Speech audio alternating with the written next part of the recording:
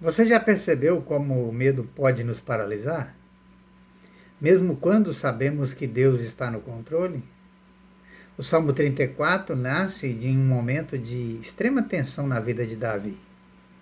Ele não está em um trono, não está numa situação de vitória, ele não está cercado de segurança. Pelo contrário, ele está fugindo, pressionado, ameaçado, vivendo entre inimigos. O pano de fundo desse salmo é quando Davi, para sobreviver, finge-se de louco diante de Abimeleque. Um cenário de humilhação, medo e vulnerabilidade. É exatamente desse lugar que brota um dos louvores mais belos da Sagrada Escritura. Dizendo assim: bendirei o Senhor em todo o tempo. O seu louvor estará sempre nos meus lábios. Perceba a força dessa declaração. Davi não diz que louvará quando tudo estiver bem. Ele decide louvar em todo o tempo. Aqui não há emoção passageira, há uma decisão espiritual. Isso revela algo profundo, que a adoração bíblica não nasce das circunstâncias favoráveis, mas de um coração que conhece quem Deus é. Davi continua dizendo que a sua alma se gloriará no Senhor. Em outras palavras, ele está deslocando o centro da sua segurança. Não é mais a situação, não é mais o controle, não é mais a estabilidade, é o próprio Deus. E então ele convida outros: engrandecei o Senhor comigo. A fé verdadeira sempre transborda. Ela não se fecha em si mesma, ela chama os outros para enxergar o que Deus está fazendo, mesmo quando isso ainda não é visível. Mas o Salmo dá um passo ainda mais profundo, quando Davi testemunha: busquei o Senhor e ele me respondeu. Livrou-me de todos os meus temores.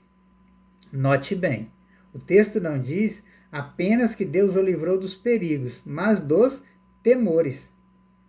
Porque muitas vezes o maior problema não está fora de nós, mas dentro de nós. O medo distorce a realidade, enfraquece a fé, nos faz esquecer quem Deus é. E aqui entra uma das verdades mais belas do Salmo. Os que olham para ele estão radiantes de alegria. Olhar para Deus muda o rosto, muda a perspectiva, muda a alma.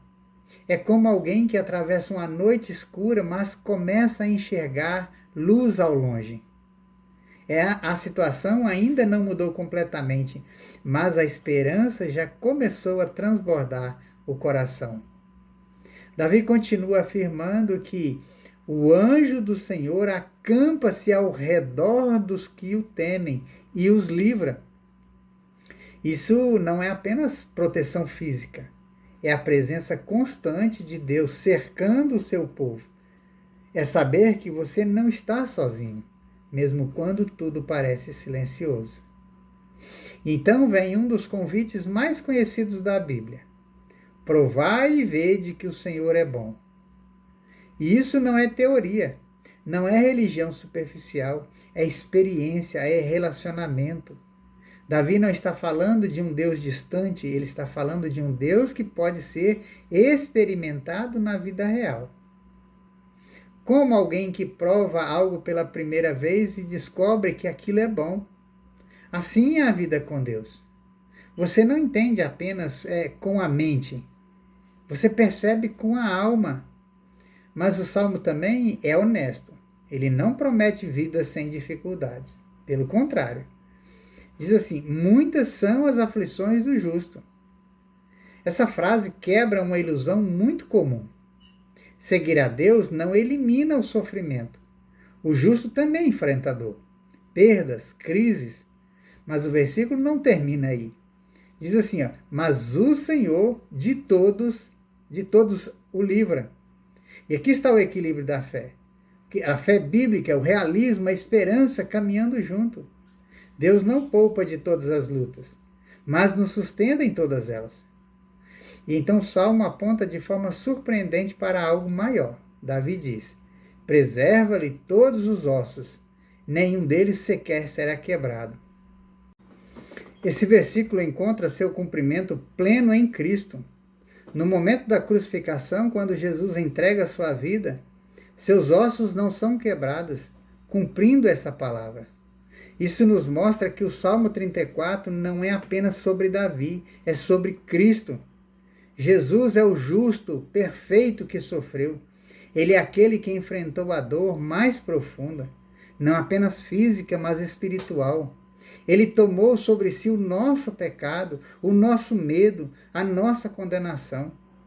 E é por causa dele que hoje podemos dizer com confiança: o Senhor resgata a alma dos seus servos. Percebe a profundidade disso? Não é apenas livramento momentâneo, é redenção eterna. Se Deus cuidou de Davi em sua fuga, quanto mais cuidará de nós em Cristo? Na prática, isso muda tudo. Significa que, mesmo em dias difíceis, você pode escolher louvar. Significa que, quando o medo vier, você pode buscar ao Senhor. Significa que, quando tudo parecer incerto, você pode descansar na certeza de que Deus continua sendo bom. É como uma criança que, mesmo no escuro, segura a mão do pai. O ambiente não mudou, mas a segurança mudou tudo. O Salmo 34 nos chama a viver assim, não negando a realidade, mas confiando em um Deus maior do que ela. Então hoje a pergunta não é se você vai enfrentar dificuldades, mas onde você vai colocar sua confiança quando elas vierem. Porque no final, tudo se resume a isso: provar e ver que o Senhor é bom. Pense nisso. Que Deus te abençoe.